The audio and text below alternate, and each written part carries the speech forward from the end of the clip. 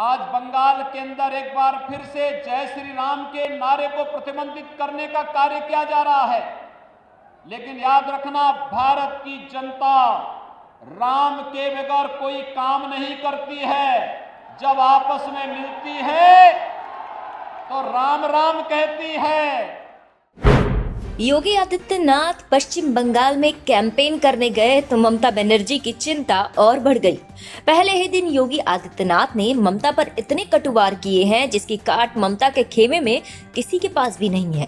BJP ने अब योगी को ममता के सामने फ्रंट फुट पर खेलने की छूट दे दी है। ऐसे में ममता बनर्जी को डर है कि कहीं अन्य राज्यों की तरह यहाँ भी योगी का जादू उनकी पार्टी को ना ले डूबे। TFI पर आपका स्वागत है। मैं महिमा पांडे आपको बताने जा रही हूँ योगी आदित्यनाथ के पश्चिम बंगाल के दौरे के बारे में, जहां उन्होंने ममता पर एक के बाद एक वार किए। उत्तर प्रदेश के मुख्यमंत्री योगी आदित्यनाथ भारतीय जनता पार्टी के ऐसे स्टार प्रचारक हैं जो अगर प्रचार पर निकलते हैं तो बीजेपी की झोली में वोटों की बारिश होना तय हो जाता है। यही कारण है कि योगी राज्यों के विधानसभा चुनाव में बीजेपी के स्टार प्रचारकों की सूची में शामिल होते हैं और इसी तरह अब उन्होंने पश्चिम बंगाल में चुनाव प्रचार की शुरुआत कर दी है। उनकी टाइमिंग को देखकर ये कहा जा सकता है कि अब बीजेपी बंगाल में अपने चुनाव प्रचार को धार देने में जुट गई है और टीएमसी प्रमुख मुख्यमंत्री ममता बनर्जी के लिए योगी का प्रचार करना किसी आक्रामक बल्लेबाज के सामने गेंदबाजी करने जैसा है, क्योंकि वो प्रत्येक गेंद को दर्शक दिघा में ही फेंक देते हैं। पश्चिम बंगाल में बीजेपी ने अपने लिए चुनाव से पहले एक सकारात्मक माहौल तैयार कर लिया है, जिसके चलते मुख्यमंत्री ममता बनर्जी अब बैकफुट पर जा चुकी हैं। भ्रष्टाचार से लेकर तुष्टीकरण का उनका इतिहास उनके चुनावी वादों पर बोझ बनता दिख रहा है। ऐसे में बीजेपी अब अपने ट्रम्प कार्ड यानी योगी आदित्यनाथ को सामने लेकर आई है और वो पार्टी के लिए बंगाल में धुआंधार प्रचार की शुरुआत कर चुके हैं। पहले ही दिन उन्होंने ममता पर इतने कटुवार किए हैं जिसकी काट ममता के खेमे में किसी के पास भी नहीं है।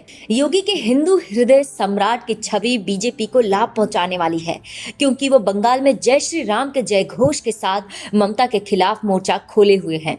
इसकी झलक योगी आदित्यनाथ के जाने के पहले उनके ट्वीट में ही दिख गई थी, जब उन्होंने जय श्री राम लिख दिया था।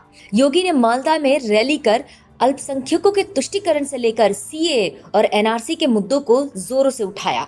इतना ही नहीं, उन्होंने बंगाल के हिंसक माहौल पर भी काफी चुटीली टिप्पणियां की हैं। योगी ने मालदा में रैली के दौरान कहा, बंगाल में जय श्री राम के नारे लगाने से रोका जा रहा है। अयोध्या में भी एक सरकार ने राम भक्तों पर गोली चलाई थी, उसका हश्र सभी ने देखा। जो भी राम का द्रोही है उनका बंगाल में कोई काम नहीं है।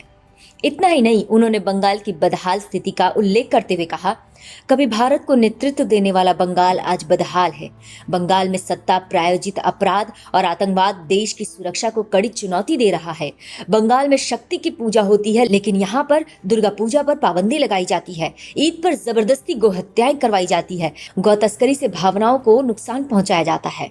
योगी आदित्यनाथ ने अपनी पहली ही रैली में वो सारे मुद्दे छुए हैं जो उन्हें सूट करते हैं। उन्होंने CAA को लेकर कहा, CAA जब लागू हुआ तो बंगाल में हिंसा क्यों होती है? ये सत्ता की प्रायोजित हिंसा है। बंगाल में आयुष्मान भारत योजना को लागू नहीं किया गया। केंद्र की किसी भी योजना का लाभ यहाँ के लोगों को नहीं मिल रहा है। लव जिहाद को अंजाम दिया जा रहा है। यहाँ की सरकार इसे रोक नहीं पा रही है। दिलचस्प बात यह है कि अभी हाल ही में उत्तर प्रदेश में लव जिहाद के खिलाफ कानून लागू हो चुका है। इसके अलावा योगी ने दावा किया कि जैसे ही बीजेपी की सरकार बनेगी, राज्य में बांग्लादेश तक होने वाली गौ तस्करी पर लगाम लगा दी जाएगी। उन्होंने मोदी सरकार और बीजेपी शासित राज्यों के फायदे गिराते हुए ममता को लताड़ दिया है। सभी को अच्छे से याद है कि योगी आदित्यनाथ ने बिहार में किस तरह से एक बड़े तबके का वोट आसानी से बीजेपी के पाले में ला दिया था। इसी तरह हैदराबाद के निकाय चुनाव से लेकर मध्य प्रदेश, महाराष्ट्र के सभी राज्यों में उन्होंने ताबड़तोड़ रैलियां की थी, जिसका फायदा बीजेपी को ही मिला है। बीजेपी योगी के चुनाव प्रचार के ग्राफ का अच्छी तरह विश्लेषण करती है और उन्हीं का नतीजा है कि योगी अब बंगाल के चुनावी रण में उतर गए हैं। ऐसे में अब योगी आदित्यनाथ ममता दीदी के खिलाफ इतने आक्रामक अंदाज में प्रचार करने को उतर आए हैं तो कहा जा सकता है कि बीजेपी ने अब योगी को ममता के सामने फ्रंट फुट पर खेलने की छूट दे दी है। उनकी लोकप्रिय छवि और हिंदुत्व का एजेंडा बीजेपी के लिए बेहद ही फायदेमंद साबित होने वाला है और योगी का बंगाल आना ममता के लिए अब सबसे बड़ी मुसीबत है।